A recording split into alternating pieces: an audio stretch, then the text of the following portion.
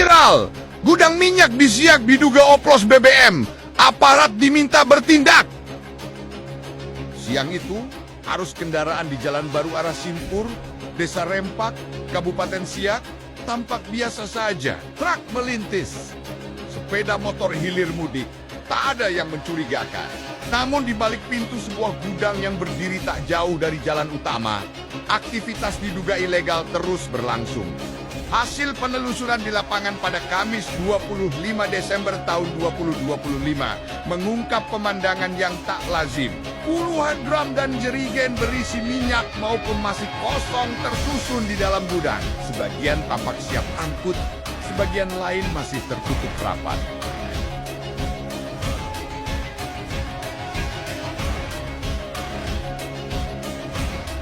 Gudang tersebut diduga dimiliki oleh seorang pria berinisial YD.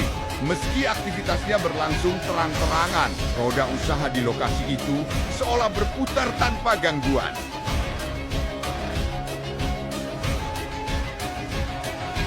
Dari informasi yang dihimpun, minyak yang diolah di gudang tersebut diduga berasal dari Provinsi Jambi.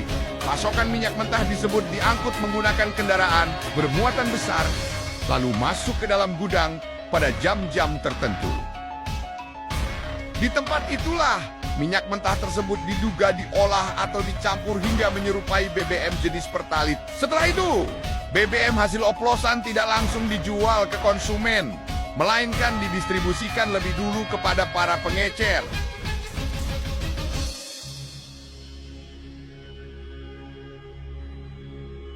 Seorang warga sekitar berinisial A mengaku sudah lama mencurigai aktivitas di gudang tersebut. Ia kerap melihat kendaraan besar jenis Colt Diesel keluar masuk lokasi.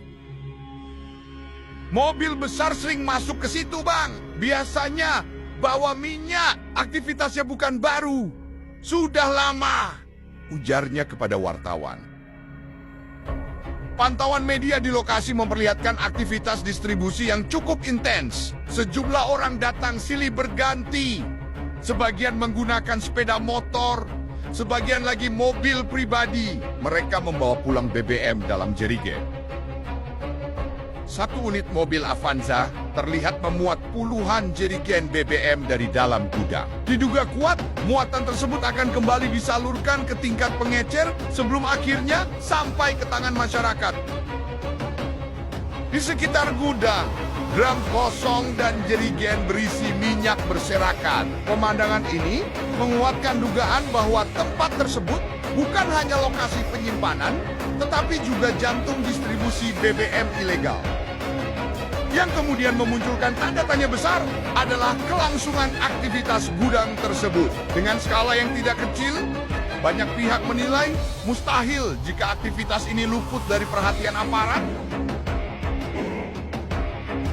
Kalau tidak ada yang tahu, rasanya sulit dipercaya. Lokasinya tidak jauh dari fasilitas aparat, tapi sampai sekarang tetap berjalan, ujar seorang sumber yang meminta identitasnya dirahasiakan.